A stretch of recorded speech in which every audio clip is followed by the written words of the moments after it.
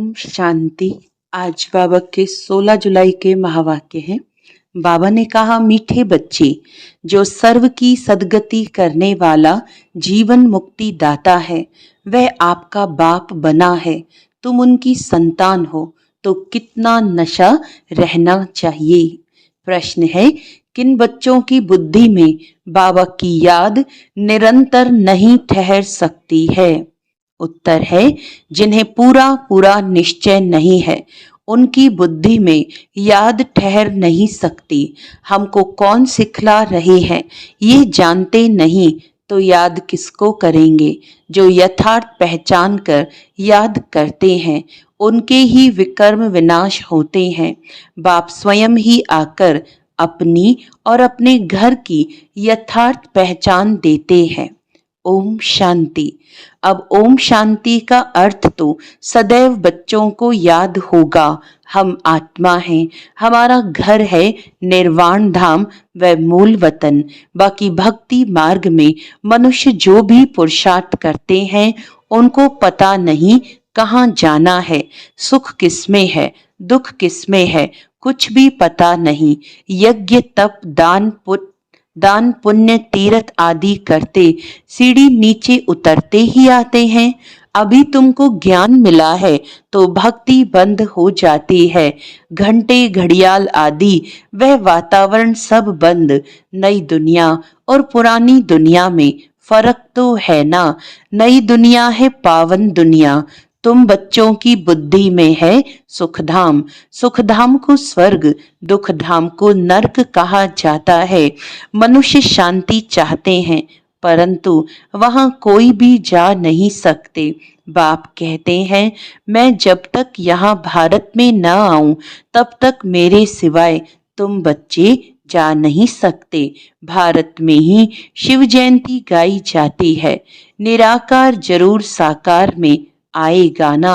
शरीर बिगर आत्मा कुछ कर सकती है क्या? शरीर बिगर तो आत्मा भटकती रहती है, दूसरे तन में भी प्रवेश कर लेती है। कोई अच्छे होते हैं, कोई चंचल होते हैं, एकदम तवाई बना लेती है। आत्मा को शरीर जरूर चाहिए। वैसे ही परमपिता परमात्मा को भी शरीर न हो तो भारत में क्या आकर करेंगे? भारत ही अविनाशी खंड है। सतयुग में एक ही भारत खंड है और सब खंड विनाश हो जाते हैं। गाते हैं, आदि सनातन देवी देवता धर्म था। यह लोग फिर आदि सनातन हिंदू धर्म कह देते हैं। वास्तव में शुरू में कोई हिंदू नहीं, देवी देवताएं थे। यूरोप में रहने वाले अपने को क्रिश्चियन कहते हैं, यूरोपियन धर्म थोड़े कहेंगे। ये हिंदुस्तान में रहने वाले हिंदू धर्म कह देते। जो दैवी धर्म श्रेष्ठ थे वही 84 जन्मों में आते धर्म भ्रष्ट बन गए हैं। देवता धर्म के जो होंगे वही यहाँ आएंगे। अगर निश्चय नहीं तो समझो इस धर्म के नहीं हैं। भल यहाँ बैठे होंगे तो भी उनकी समझ में नहीं आएगा। वहाँ कोई प्रजा में कम पद पाने वाला होगा। चाहते सब सुख शांति हैं, वह तो होता है सतयुग में। सब तो सुखधाम में जा नहीं सकते। सब धर्म अपने अपने समय पर आते हैं। अनेक धर्म है, झाड़ वृद्धि को पाता रहता है। मूल थोर है देवी देवता धर्म, फिर है 3 ट्यूब। स्वर्ग में तो यह हो ना सके। द्वापर से लेकर नए धर्म निकलते हैं। इनको वैरायटी ह्यूमन ट्री कहा जाता है। विराट रूप अलग है, ये वैरायटी धर्मों का झाड़ है। किस्म किस्म के मनुष्य हैं। तुम जानते हो कितने धर्म हैं। सतयुग आदि में एक ही धर्म था, नई दुनिया थी। बाहर वाले भी जानते हैं भारत ही प्राचीन बहिष्ठ था, बहुत साहूकार था। इसीलिए भारत को बहुत मान मिलता है। कोई साहूकार गरीब बनता है तो उस पर तरस खाते हैं। बेचारा भारत क्या हो पड़ा है। ये भी ड्रामा में पार्ट है। कहते भी हैं सबसे जास्ती रहमदिल ईश्वर ही है और आते भी भारत में है। गरीबों पर जरूर साहूकार ही रहम करेंगे ना। बाप है बेहद का साहूकार, ऊंचते ऊंच बनाने वाला। तुम किसके बच्चे बने हो, वह भी नशा होना चाहिए। परमपिता परमात्मा शिव की हम संतान हैं, जिसको ही जीवन मुक्ति दाता, सदगति दाता कहते हैं। जीवन मुक्ति पहले पहले सतयुग में होती है, यहाँ तो है जीवन बंद। भक्ति मार्ग में पुकारते हैं, बाबा बंधन से छुड़ाओ। अभी तुम पुकार नहीं सकते। तुम जानते हो बाप जो ज्ञान का सागर है, वही वर्ल्ड की हिस्ट्री ज्योग्राफी का सार समझा रहे हैं, नॉलेजफुल हैं। ये तो खुद कहते हैं मैं भगवान नहीं हूँ। तुम्हें तो देह से न्यारा देही अभिमानी बनना है। सारी दुनिया को, अपने शरीर को भी भूलना है। ये भगवान है नहीं, इनको कहते ही हैं बाप दादा। बाप है ऊंचते ऊंच, ये पतित पुराना तन है। महिमा सिर्फ एक की है, उनसे योग लगाना है, तब ही पावन बनेंगे, नहीं तो कभी पावन बन नहीं सकेंगे। और पिछाड़ी में हिसाब किताब चुकतू कर सजाएं खाकर चले जाएंगे। भक्ति मार्ग में हम सो हम का मंत्र सुनते आए हो। हम आत्मा सो परम पिता परमात्मा, सो हम आत्मा। यही रॉन्ग मंत्र परमात्मा से बेमुख करने वाला है। बाप कहते हैं बच्चे, परमात्मा सो हम आत्मा कहना ये बिल्कुल रॉन्ग है। अभी तुम बच्चों को वर्णों का भी रहस्य समझाया गया है। हम सो ब्राह्मण हैं, फिर हम सो देवता बनने के लिए पुरुषार्थ करते हैं। फिर हम सो देवता बन क्षत्रिय वर्ण में आएंगे।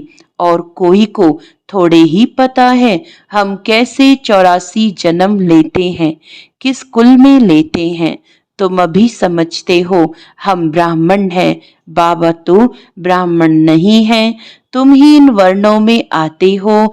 अब ब्राह्मण धर्म में एडॉप्ट किया है। शिव बाबा द्वारा प्रजापिता ब्रह्मा की संतान बने हो। यह भी जानते हो निराकारी आत्माएं असली ईश्वरीय कुल की हैं, निराकारी दुनिया में रहने वाली हैं, फिर साकारी दुनिया में आती हैं। पाठ बजाने आना पड़ता है। वहां से आए, फिर हमने देवता कुल में 8 जन्म लिए। फिर हम क्षत्रिय कुल में, वैश्य कुल में जाते हैं। बाप समझाते हैं तुमने इतने जन्म दैवी कुल में लिए, फिर इतने जन्म क्षत्रिय कुल में लिए। 84 जन्मों का चक्र है। तुम्हारे बिगर यह ज्ञान और कोई को मिल न सके। जो इस धर्म के होंगे वही यहाँ आएंगे। राजधानी स्थापन हो रही है। कोई राजा रानी, कोई प्रजा बनेंगे। Suryavanshi Lakshmi Narayan the first second third 8 गद्दी चलती है। फिर क्षत्रिय धर्म में भी फर्स्ट सेकंड थर्ड ऐसे चलता है। ये सब बातें बाप समझाते हैं। ज्ञान का सागर जब आते हैं तो भक्ति खलास हो जाती है। रात खत्म हो, दिन होता है। वहां किसी भी प्रकार के धक्के नहीं होते। आराम ही आराम है, कोई हंगामा नहीं। यह भी ड्रामा बना हुआ है। भक्ति कल्ट में ही बाप आते हैं। सबको वापस जरूर जाना है। फिर नंबरवार उतरते हैं। क्राइस्ट आएंगे तो फिर उनके धर्म वाले भी आते रहेंगे। अभी देखो कितने क्रिश्चियन हैं। क्राइस्ट हो गया क्रिश्चियन धर्म का बीज। इस देवी देवता धर्म का बीज है परम पिता परमात्मा शिव। तुम्हारा धर्म स्थापन करते हैं परम पिता परमात्मा। तुमको ब्राह्मण धर्म में किसने लाया? बाप ने एडॉप्ट किया तो उनसे छोटा ब्राह्मण धर्म हुआ। ब्राह्मणों की चोटी गाई जाती है। यह है निशानी चोटी।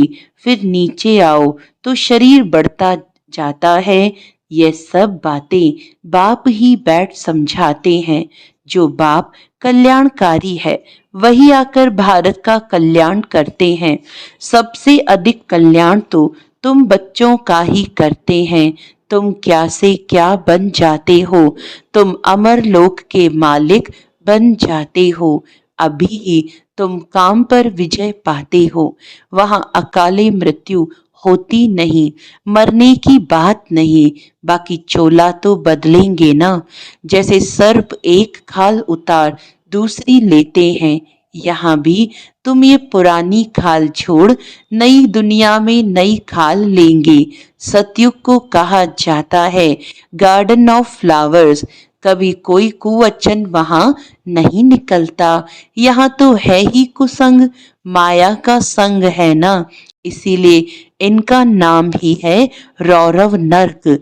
जगह पुरानी होती है तो म्यूनिसिपालिटी वाले पहले से ही खाली करा देते हैं।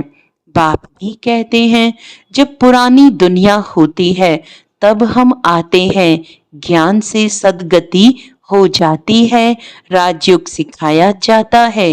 भक्ति में तो कुछ भी नहीं है। हाँ, जैसे दान पुण्य करते हैं तो अल्पकाल के लिए सुख मिलता है। राजाओं को भी सन्यासी लोग वैराग्य दिलाते हैं। यह तो कागविष्ठा समान सुख है। अभी तुम बच्चों को बेहद का वैराग्य सिखाया जाता है। यह है ही पुरानी दुनिया। अब सुखधाम को याद करो, फिर वाया शांतिधाम वहां यहाँ आना है। दिलवाड़ा मंदिर में हूबहू तुम्हारा इस समय का यादगार है। नीचे तपस्या में बैठे हैं, ऊपर में है स्वर्ग। नहीं तो स्वर्ग कहाँ दिखाएं। मनुष्य मरते हैं तो कहेंगे स्वर्ग पधारा। स्वर्ग को ऊपर में समझते हैं, परंतु ऊपर में कुछ है नहीं। भारत ही स्वर्ग, भारत ही नरक बनता है। यह मंदिर पूरा यादगार है। ये मंदिर आदि सब बाद में बनते हैं। स्वर्ग में भक्ति होती नहीं, वहां तो सुख ही सुख है। बाप आकर सब राज समझाते हैं और सब आत्माओं के नाम बदलते हैं। शिव का नाम नहीं बदलता, उनका अपना शरीर है नहीं। शरीर बिगर पढ़ाएंगे कैसे। प्रेरणा की तो कोई बात ही नहीं। प्रेरणा का अर्थ है विचार, ऐसे नहीं ऊपर से प्रेरणा करेंगे और पहुंच जाएंगे। इसमें प्रेरणा की कोई बात नहीं। जिन बच्चों को बाप की पूरी पहचान नहीं, पूरा निश्चय नहीं, उनकी बुद्धि में याद भी ठहरेगी नहीं। हमको कौन सिखला रहे हैं वह जानते नहीं तो याद किसको करेंगे। बाप की याद से ही तुम्हारे विकर्म विनाश होंगे। जो जन्म जन्मांतर लिंग को ही याद करते हैं, समझते हैं यह परमात्मा है, उनका यह चिन्ह है, वह है निराकार, साकार नहीं है। बाप कहते हैं मुझे भी प्रकृति का आधार लेना पड़ता है, नहीं तो तुमको सृष्टि चक्र का राज कैसे समझाऊं। यह है रूहानी नॉलेज। रूहों को ही ये नॉलेज मिलती है। ये नॉलेज एक बाप ही दे सकते हैं। पुनर्जन्म तो लेना ही है। सब एक्टर्स को पार्ट मिला हुआ है। निर्वाण में कोई भी जा नहीं सकता, मोक्ष को पा नहीं सकते। जो नंबर 1 विश्व के मालिक बनते हैं वही 84 जन्मों में आते हैं। चक्र जरूर लगाना है। मनुष्य समझते हैं मोक्ष मिलता है, कितने मत मतांतर हैं, वृद्धि को पाते ही रहते हैं, वापस कोई भी जाते नहीं। बाप ही 84 जन्मों की कहानी बताते हैं। तुम बच्चों को पढ़कर फिर पढ़ाना है। ये रूहानी नॉलेज तुम्हारे सिवाय और कोई दे न सके। न शूद्र न देवताएं दे सकते। सतयुग में दुर्गति होती नहीं।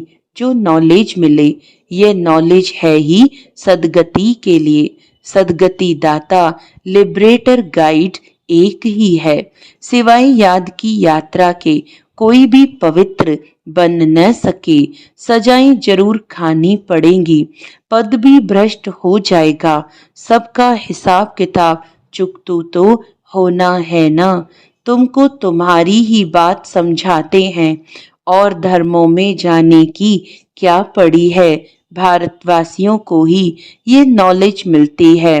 बाप भी भारत में ही आकर 3 धर्म स्थापन करते हैं। अभी तुमको शूद्र धर्म से निकाल ऊंच कुल में ले जाते हैं, वह है नीच पतित कुल। अब पावन बनाने के लिए तुम ब्राह्मण निमित्त बनते हो। इनको रुद्र ज्ञान यज्ञ कहा जाता है।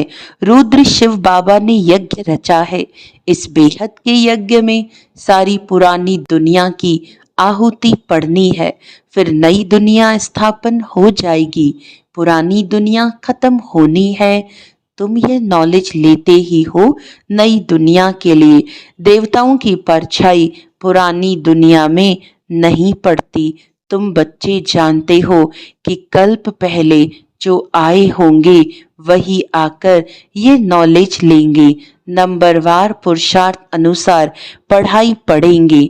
मनुष्य यहाँ ही शांति चाहते हैं। अब आत्मा तो है ही शांति धाम की रहने वाली, बाकी यहाँ शांति कैसे हो सकती। इस समय तो घर घर में अशांति है। रावण राज्य है ना। सतयुग में बिल्कुल ही शांति का राज्य होता है। एक धर्म एक भाषा होती है।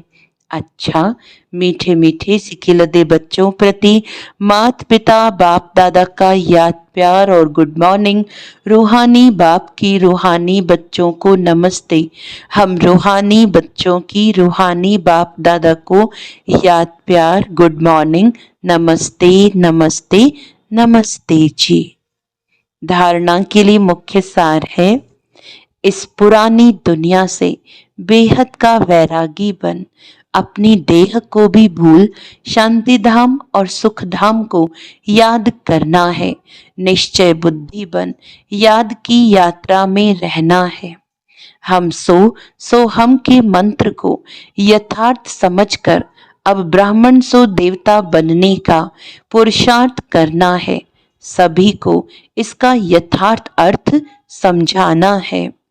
वरदान है, अंतर्मुखता के अभ्यास द्वारा अलौकिक भाषा को समझने वाले सदा सफलता संपन्न भव। जितना जितना आप बच्चे अंतर्मुखी स्वीट साइलेंस स्वरूप में स्थित होते जाएंगे, उतना नैनों की भाषा, भावना की भाषा और संकल्प की भाषा को सहज समझते जाएंगे।